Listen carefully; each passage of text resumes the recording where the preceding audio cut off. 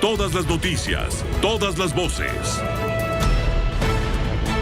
Estamos enlazados en este momento con el periodista Rafael Cardona y su cristalazo, y con él queremos entrarle al tema de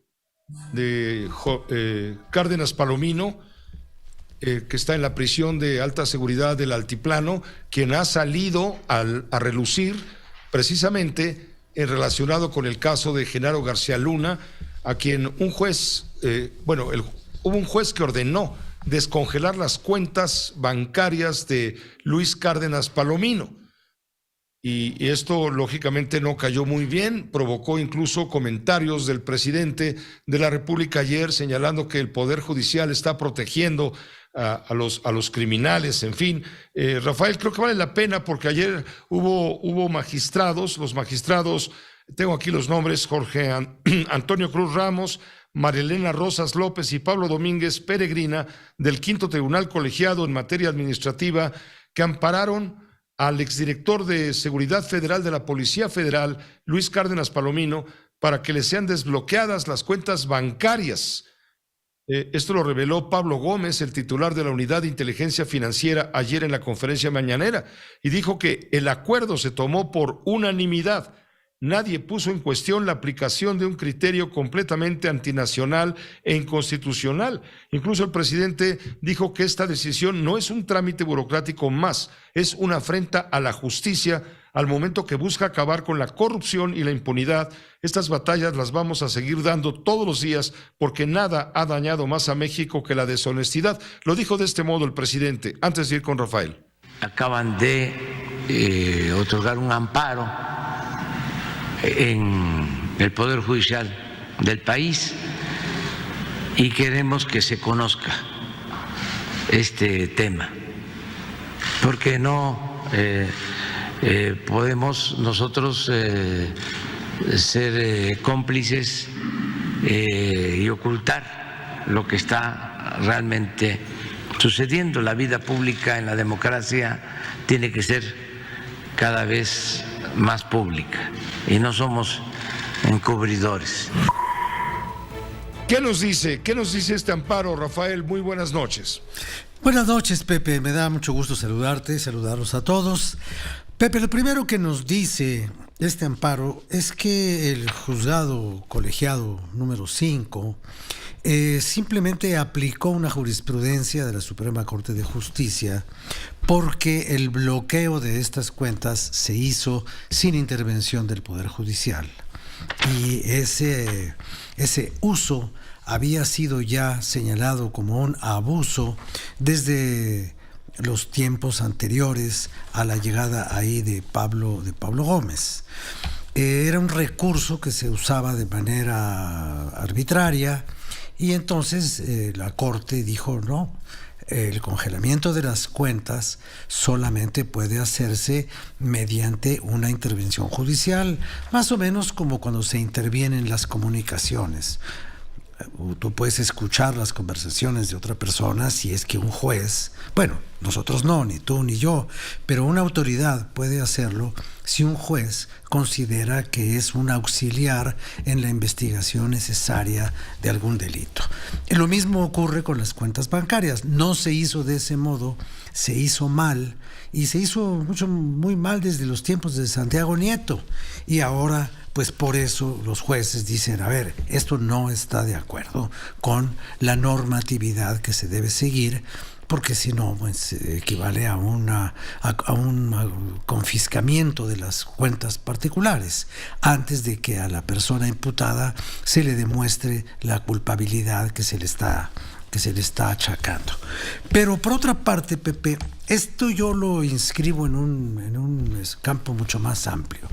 Esto es parte de algo que yo llamo la ruptura total de la posible armonía entre dos poderes de la República Mexicana. El Poder Judicial y el Poder Ejecutivo ya no tienen forma de remendar o de reparar una relación que está quebrada desde hace mucho tiempo. Y los momentos en los que no estuvo quebrada esa relación fue cuando el señor ministro Saldívar se comportaba como un colaborador de la presidencia de la República. Un colaborador que aceptó jugar el experimento de la prolongación de su presidencia en el alto tribunal, como le llaman a la Suprema Corte. Todo lo que ha ocurrido después es de conocimiento general. Ha ocurrido este desaire doble que hubo durante la ceremonia de la Constitución en Querétaro, y un poco también ayer en el asunto de la conmemoración de la Marcha de la Lealtad. Finalmente, lo que está ocurriendo a mí me parece que es muy grave, porque el presidente de la República, que se ha quejado de los amparos que se interpusieron en contra de la construcción del aeropuerto, de los amparos que hay en la selva de la península de Yucatán para impedir la destrucción que está generando la construcción del Tren Maya, él ha considerado siempre que los recursos judiciales y los recursos de protección al ciudadano desde la ley son herramientas de los conservadores para frenar su movimiento. Y cuando él dice en este segmento que tú has mostrado ahora, dice que es una afrenta a la justicia y al movimiento que busca acabar con la corrupción. Aquí tenemos que analizar. La justicia es un valor supremo y el movimiento que busca acabar con la corrupción es él. Él es la encarnación del movimiento que ha puesto como modelo de vida para los mexicanos y que se llama la Cuarta Transformación.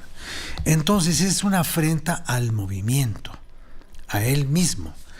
Y como remate de todo este campo de querella persistente por parte del Poder Ejecutivo, está la declaración más reciente del presidente, que dice que no tiene por ahora previsto ni siquiera encontrarse con la ministra presidenta de la Corte, Norma Piña, pues porque no hay nada de qué hablar. Prácticamente eso fue lo que dijo, y que no quiere hablar con ella y no quiere invitarla ni convocarla, mucho menos ir él a la Suprema Corte de Justicia, porque él respeta mucho la autonomía del poder judicial.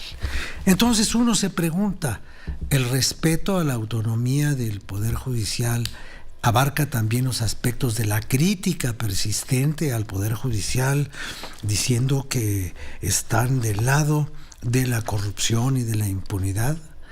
También se respeta al poder judicial cuando se insiste en prolongar el mandato, y regreso al caso del señor Saldívar, porque solamente él garantiza los criterios de moralidad que se necesitaban para poner en práctica la reforma al Poder Judicial que él mismo había promovido.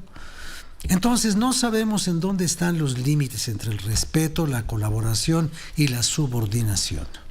Nadie pretende en este país que los poderes se subordinen unos a otros.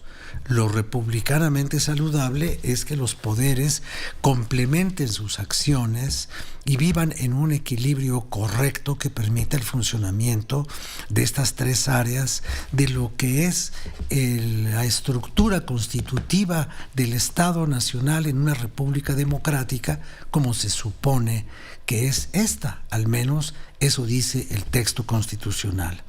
Pero el texto constitucional ha pasado, creo yo, a un segundo plano, y en el primer plano está simplemente la voz del presidente de la República, sus instrucciones, sus obsesiones y simplemente el progreso de sus afanes hasta más allá de este sexenio. Eso es lo que yo veo en la vida política de este país en estos momentos. Gracias como siempre, Rafael Cardona. Muy buenas noches. Muchas gracias, Pepe. Buenas noches.